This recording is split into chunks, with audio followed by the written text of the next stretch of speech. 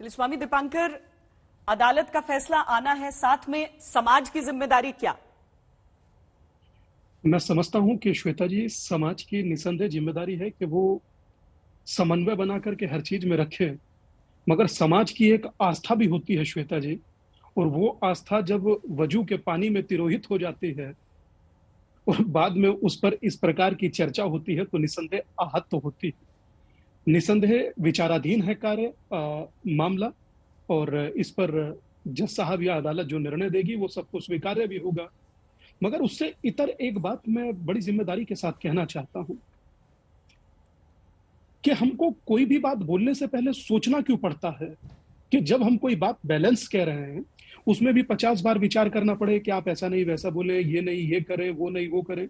मैं समझता हूं कि आस्था और भाव का कम से कम कोई विचार नहीं होता श्वेता जी। और मैंने उस दिन भी आपसे कहा था कि विज्ञान भले ही चलकर माने मगर धर्म तो मानकर चलता है। निसंदेह अगर जो मेरी आस्था पर कोई प्रश्न चिन्ह है तो मैं अपने भाव को व्यक्त कर सकता हूं अपने विचार के रूप में, और विचार ही व्यक्तित्व की परिणति है। और अगर हमें यह लगता है कि महादेव हैं तो मैं अपने विचार महादेव के प्रति रख रहा हूं, किसी चीज को प्रभावित नहीं कर रहा। और मेरे विचार रखने का मुझे लगता है कि मुझे अधिकार है। और जिस प्रकार से वजू होना, राजूदास जी ने भी कहा और अन्य जो भी विद्वान होंगे वो भी कहेंगे कि इसमें निसंदेह इस देश में आध्यात्मिक मंथन हो रहा है। तय ये जरूर होना चाहिए कि सच में भाईचारा है या भाई कौन है और चारा कौन है। वरना इस तरीके से तो चीजें नहीं चलती ना, कि अपने भाव को व्यक्त करने में भी 5 बार सोचना पड़े। इस तरीके से तो चीज कभी नहीं चलती श्वेता जी, कि हमें नंदी को 353 साल प्रतीक्षा करनी पड़े। इस तरह से तो चीज कभी नहीं, मैं समझता हूं कभी नहीं चलती। मेरी बड़ी जिम्मेदारी के साथ सभी से निवेदन और आग्रह है कि अपनी अपनी जिम्मेदारी और कर्तव्य बोध को समझें, मगर कम से कम अपनी आस्था को भी तिरोहित ना होने दें। शुभ जमे जी, आपको आवाज आ रही है? जी बिल्कुल आवाज आ रही है। मेरी आवाज क्लियर आ रही है? जी जी जी।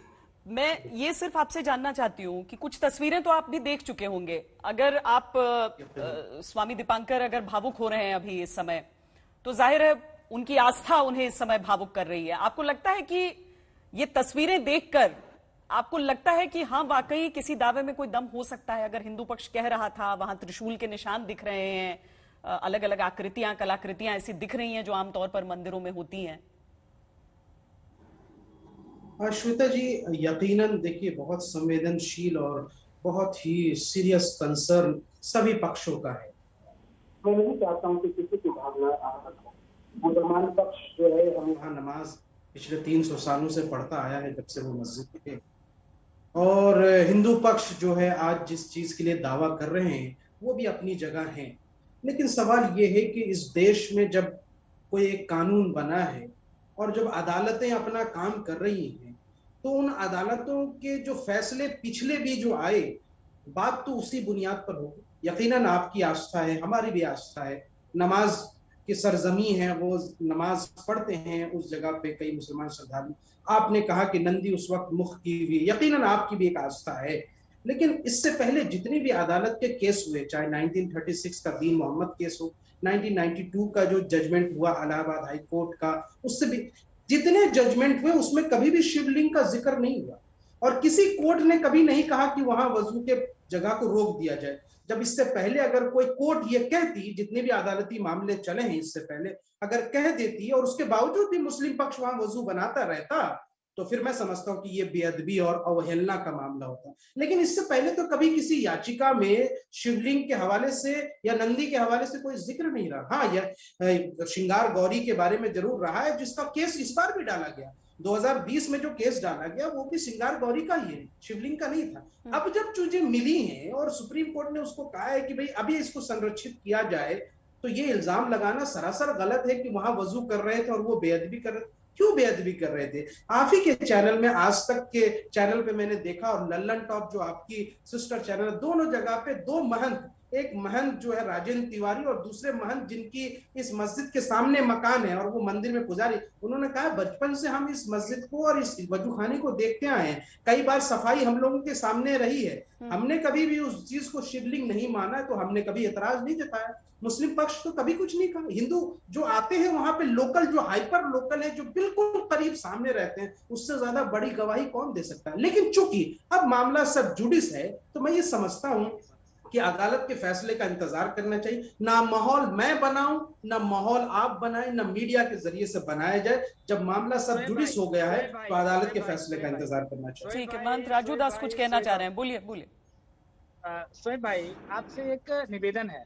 निवेदन ये है कि जिस प्रकार से हिंदू जनभावना आहत हो रही है, जिस प्रकार से हम लोग की भावना जुड़ी है, कभी आप अयोध्या आए हो, अयोध्या आपको गला लगाया है, हम लोग गले लगाए हैं, हम लोग एक साथ बैठकर डिबेट किए हैं, डिबेट में आपको कहीं से लगा हो कि हाँ ये साधु अयोध्या का किसी मुसलमान के खिलाफ है, किसी इस्लाम धर्म के खिलाफ है। हम लोगों ने तो जो फैक्ट बात था ये रखा कि हाँ अयोध्या धर्म नगरी है, भगवान राम की जन्मभूमि है, सर्वे हो जाए, सर्वेक्षण हो जाए, कोर्ट में मामला चल रहा है, कोर्ट जो फैसला देगा हम मानेंगे। तो थोड़ा सा आप लोगों को भी आगे आकर, आपके जो बुद्धिजीवी वर्ग के लोग हैं, आप लगातार पूरे देश में मुसलमानों की आवाज हो, और आपकी आवाज को देश और दुनिया सुनती है, जानती है और पहचानती है और मानती है। आप जो भी बोलोगे आपके समाज के लोग सुनेंगे, मानेंगे। तो थोड़ा आगे आकर ज्ञान वापी परिसर का एक सर्वे, जो आप पीछे का एंगल आप देखेंगे, सही बात है, सिंगार गौरी का प्रकरण था, सिंगार गौरी के विषय में ये कार्यक्रम धीरे धीरे करके आगे बढ़ता गया, सर्वे हुआ, वीडियोग्राफिंग हुआ, इसमें मामला आया कि हाँ ये शिवलिंग है, और भी सनातन धर्म से जुड़ा हुआ मामला है। भाई पहले कौन सुनता था महोदय? आक्रमणकारी जो भी थे जिन्होंने ऐसा कार्य किया, लेकिन आज तो संविधान का राज है ना, आज तो कानून का राज है ना। तो कानूनी प्रक्रिया के तहत अगर हिंदू जनमानस ये चाह रही कि हो जाए, तो आप भी हाथ आगे बढ़ाइए, हमसे गले लगाइए और आगे आकर आप भी सहयोग करिए। राजू भाई ने बहुत, राजू धर्मदास जी ने बहुत बड़ी अच्छी बात कही। हाँ यकीनन जब मैं अयोध्या गया था तो राजू भाई हैं और महंत जो हनुमानगढ़ी मंदिर के जो महंत थे और रामलला के जो पुजारी थे, इन सब ने हमारा बड़ा आदर सत्कार किया और बहुत सम्मान दिया। मैं इसका तहे दिल से जिंदगी भर इसका आभारी रहूंगा और ये बातें मेरे लिए बहुत गौरवान्वित का विषय है। और जिंदगी भर मैंने कहा कि देश और दुनिया को मैंने कई बार सुनाया है चैनल के माध्यम, लेकिन सवाल ये उठता है कि आज जब, चूंकि मामला उस वक्त भी सब जुडिस था, आज भी सब जुडिस है, हम ये चाहते हैं कि जो 1949 में एक जो चीजें हुई, जिसके बारे में सुप्रीम कोर्ट ने कहा था कि भाई वो एक चीज रखी गई जो गलत थी, गैर कानूनी थी, 1992 में जो घटना हुई, सुप्रीम कोर्ट के संरक्षण के बावजूद भी उसको एक तरीके से ढाया गया, आज वो घटना ना हो। आप अदालत का इंतजार करें, हम भी इंतजार करें, चाहे साल लगे, 2 साल लगे, जो साल लगे, माहौल बनाया ना जाए, पब्लिक को सड़क पे न लाया जाए, किसी भी किस्म की बातें ऐसी ना हो जो मुझे लगता है कि जो पिछली मॉडस ऑपरेंडी है उसको ना दोहराया जाए। तो मुझे लगता है हमारी और राजू धर्मदास जी की ये जिम्मेदारी बनती है सबकी कि हम लोग सिर्फ ये कहें कि अदालती कामों में हमारे पब्लिक सेंटिमेंट को भड़का करके या उसके उद्घोष करके किसी किस्म का काम लेना, ये मेरे ख्याल में यही समाज की बड़ी जिम्मेदारी हो जाती है। और इसीलिए बहुत परिपक्वता के साथ ही ये सारी चर्चा भी चल रही है और ये सारी तस्वीरें भी हम यहाँ पर देख रहे हैं।